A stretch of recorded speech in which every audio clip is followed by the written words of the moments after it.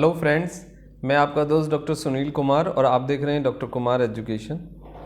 आज एक ऐसा सवाल जिससे बहुत लंबे समय से मैं बचता रहा, लेकिन लोगों ने वो बार बार सवाल पूछा और क्लिनिकल प्रैक्टिस के साथ बहुत सारी जगह कॉन्फ्रेंसेस हों या फिर वो और ऐसे प्लेसेस हों जहाँ पे हम उस चीज़ों को डिस्कस करते हैं, तो लोगों ने ये कंटिन्यूसली एक सवाल पूछा है।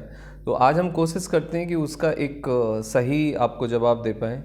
क्या सेक्स के लिए शादी करना आवश्यक है? बहुत सारे लोग ये सवाल करते हैं। बहुत सारे लोग ये सवाल करते हैं कि भाई सेक्स के लिए क्या एज होनी चाहिए, और बहुत सारे लोग ये सवाल करते हैं कि क्या सेक्स के लिए प्यार का होना या रिलेशनशिप का होना, या बहुत सारी उनकी इस तरह की क्वेरीज़ रहती हैं कि उसको कब कैसे एक्सप्लोर किया जाए, किस एज में एक्सप्लोर किया जाए और किसके साथ एक्सप्लोर किया जाए। तो ये एक बहुत अहम सवाल है जिसका जवाब बहुत सारे लोग बहुत प्लेटफॉर्म पे ढूंढते हैं, लेकिन उन्हें सही जवाब नहीं मिलता। अनफॉर्चुनेट पार्ट है, ये हमारे एजुकेशन का हिस्सा होना चाहिए लेकिन नहीं है। ना ही तो टीचर इसका सही जवाब देते हैं और ना ही पेरेंट्स इसको डील करना चाहते हैं और ना ही हम किसी रिलेटिव से पूछ सकते। तो बच्चों के दिमाग में जब ये क्वेरीज आती है तो बच्चे इस सवाल को लेके बहुत परेशान रहते हैं और वो क्वेरीज उन्हें बहुत परेशान भी करती है।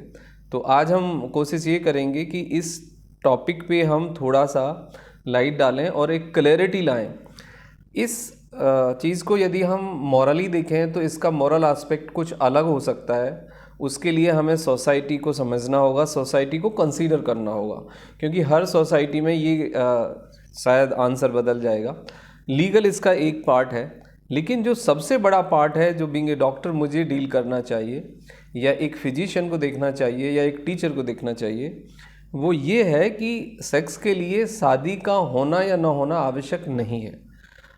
सेक्स के लिए दो लोगों का मैच्योर होना आवश्यक है, दो लोगों का अंडरस्टैंड करने वाला पार्ट होना आवश्यक है, दो लोगों में केमिस्ट्री होना आवश्यक है, दो लोगों के बीच एक अंडरस्टैंडिंग, एक अफेक्शन, एक प्यार, एक एग्रीमेंट होना ज़रूरी है, और दोनों लोग उस चीज़ के लिए एग्री हों और दोनों लोग राइट एज में हों, दोनों लोग मेंटली, फिज़िकली और जो आपका भावनात्मक पार्ट है उसको लेके भी मेंटली प्रिपरेशन यदि आपकी है तो आप इसको एक्सप्लोर कर सकते हैं। उसके लिए शादी का होना या ना होना कोई बहुत बड़े मायने नहीं रखता है।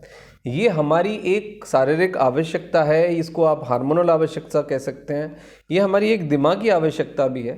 एक हेल्दी लाइफ के लिए इसका बहुत इम्पोर्टेंट रोल है और इसका सही समय पे सही इंसान के साथ एक्सप्लोर होना उतना ही आवश्यक है जितना कि दूसरी हमारी शरीर की आवश्यकताएं हैं।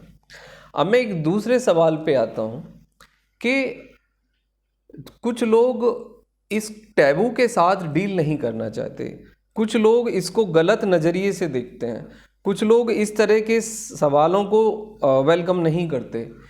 इस बारे में बात करना बहुत हेल्दी साइन है। जो लोग इस बारे में बात करते हैं, जो लोग क्वेश्चन पूछते हैं, वो दोनों ही बहुत इंपॉर्टेंट हैं, क्योंकि जब हम किसी क्वेरीज को रखते हैं तो उस पर डिस्कशन होता है और डिस्कशन के बाद एक सही डायरेक्शन मिलती है।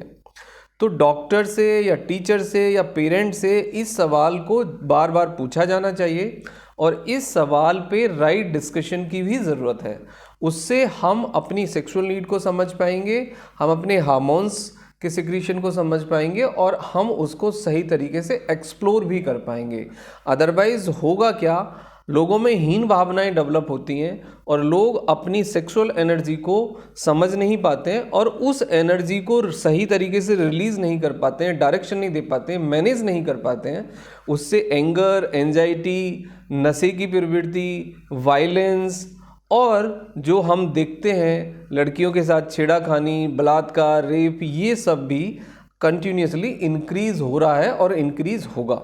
तो सेक्स एजुकेशन का होना बहुत इम्पॉर्टेंट है और सेक्सुअल जो हमारी नीड है उसका समझना भी बहुत इम्पोर्टेंट पार्ट है, और उसको एक्सप्लोर करना, उसके साथ जीना, उसको डील करना भी उतना ही इम्पोर्टेंट है।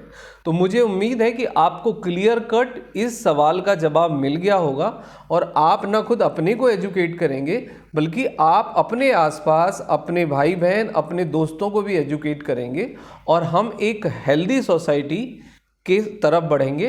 वो तभी पॉसिबल है जब हम इस पे बात करें, एक दूसरे को एजुकेट करें। Thank you very much and take care yourself.